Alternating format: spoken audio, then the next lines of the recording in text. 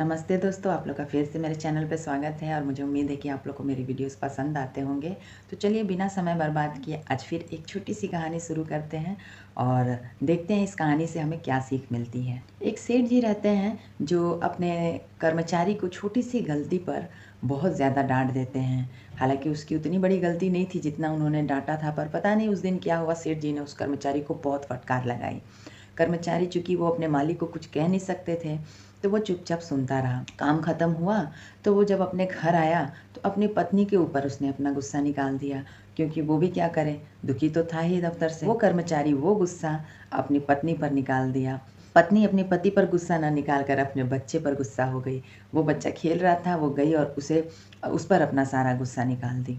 वो छोटा बच्चा अपनी माँ की डांट फटकार सुन करके उसका भी मूड खराब हो गया। वो बाहर जाकर बैठा तो उसके गली में एक कुत्ता था जिसके साथ वो अक्सर खेला करता था। चूँकि वो कुत्ते के साथ खेलता था तो कुत्ता आकर उसके पास बैठ गया और वो कुत्ता बिल्कुल नॉर्मल जैसे रोज़ उसके पास आकर बैठता था वैसे ही आकर उस दिन भी बैठ गया। लेकिन आज इस बच्चे का मूड ख़राब था कि वो बच्चा उठा और उस कुत्ते के ऊपर अपना सारा गुस्सा निकाल दिया और कुत्ता वहाँ से भाग गया। वो कुत्ता उठा, भागते-भागते गली में पहुँचा। वहीं एक गाड़ी आकर खड़ी हुई जहाँ से उतरकर एक आदमी वहाँ से रास्ता क्रॉस कर रहा था। वो गली का कुत्ता उठा और उस आदमी को जाकर काट दिया। पता है दोस्तों वो आदमी कौन था जिसे उस कुत्ते ने काटा था? वो सेठ जी ही थे जिन्होंने अपने दफ्तर में उस कर्मचारी को बहुत तेज़ डाँटा था।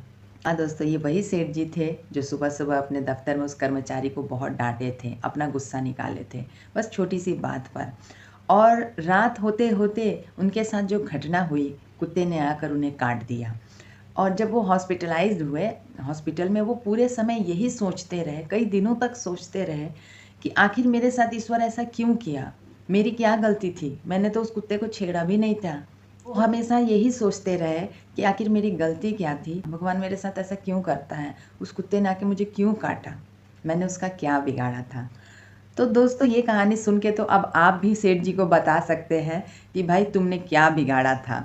कि अक्सर हम लोग यही सोचते हैं या ईश्वर से हमेशा यही शिकायत करते रहते हैं ना कि ईश्वर तुमने मेरे साथ ऐसा क्यों किया? मैंने क्या बिगाड़ा था? उस व्यक्ति का मैंने क्या बिगाड़ा था? उसने मुझे ऐसा क्यों बोला? मेरे साथ ऐसा क्यों हुआ? कई सवाल जो हम अक्सर ईश्वर से करते रहते हैं। जवाब हमें शायद उस समय ना मिले या घुमा-फिरा कर मिलता है, पर ईश्वर जवाब देते हैं। ये एक छोटी-सी कहानी मैं आप लोगों को इसलिए सुना रही हूँ ना, क्योंकि मैं बार-बार एक लाइन कहती हूँ कि मैं और आप अलग नहीं हैं, हम सब एक जैसे ही होते हैं, हमारी सोच भी लगभग एक जैसी ही होती है।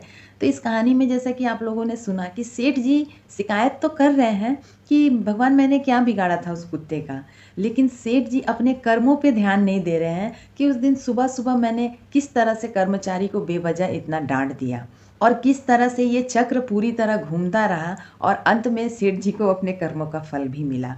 तो ये एक छोटी-सी कहानी है सिर्फ़ समझाने के लिए, पर हकीकत भी यही होता है दोस्तों। हम अपने कर्मों के फल से भाग नहीं सकते हैं। आज जो हम करेंगे, हमें उसका फल भुगतना है, भले हमें समझ में आए या ना आए। तो सेठ जी की तरह अक्सर हम लोग भी यही सोचते रहते हैं कि भगवान मेरे साथ ही ऐसा क्यों हुआ? मैंने क्या बिगाड़ा था? तो ज़रा ठहर कर इस कहानी को याद ज़रूर कीजिएगा कि कहीं न कहीं हमारी कोई ऐसी गलती रही होगी जिसकी सज़ा हमें घुमा-फिरा कर हमें मिलती है। क्योंकि कर्मों के फल से हम भाग नहीं सकते हैं।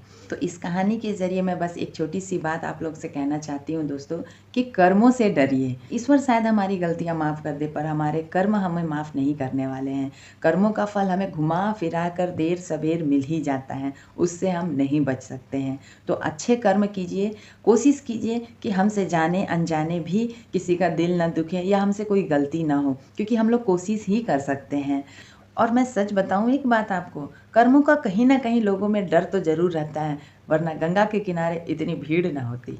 मेरी इन बातों को आप लोगों ने समय निकाल कर सुना, उसके लिए मैं आप लोग का दिल से धन्यवाद करती हूँ और मैं कोशिश करूँगी कि ऐसे ही वीडियो आप लोगों के लिए ले आती रहूँ। मेरी बात से आप कितना सहमत हैं मुझे कमेंट करके ज़रूर बताइएगा। मैं कभी लाइक करने, सब्सक्राइब करने नहीं कहती हूँ, लेकिन हाँ, मुझे आपके कमेंट का इंतज़ार रहता है, क्योंकि मुझे लगता है जो लोग मुझे सुन रहे हैं, वो मुझे सुनने के बाद क्या महसूस करते हैं, वो मुझे कमेंट करके ज़रूर बताएँ, तो मुझे बहुत खुशी होती है। तो मिलते हैं अगले वीडियो में, देखते हैं उसमें मैं कौन-सा किस्सा या कहानी शेयर करने वाली हूँ आपसे।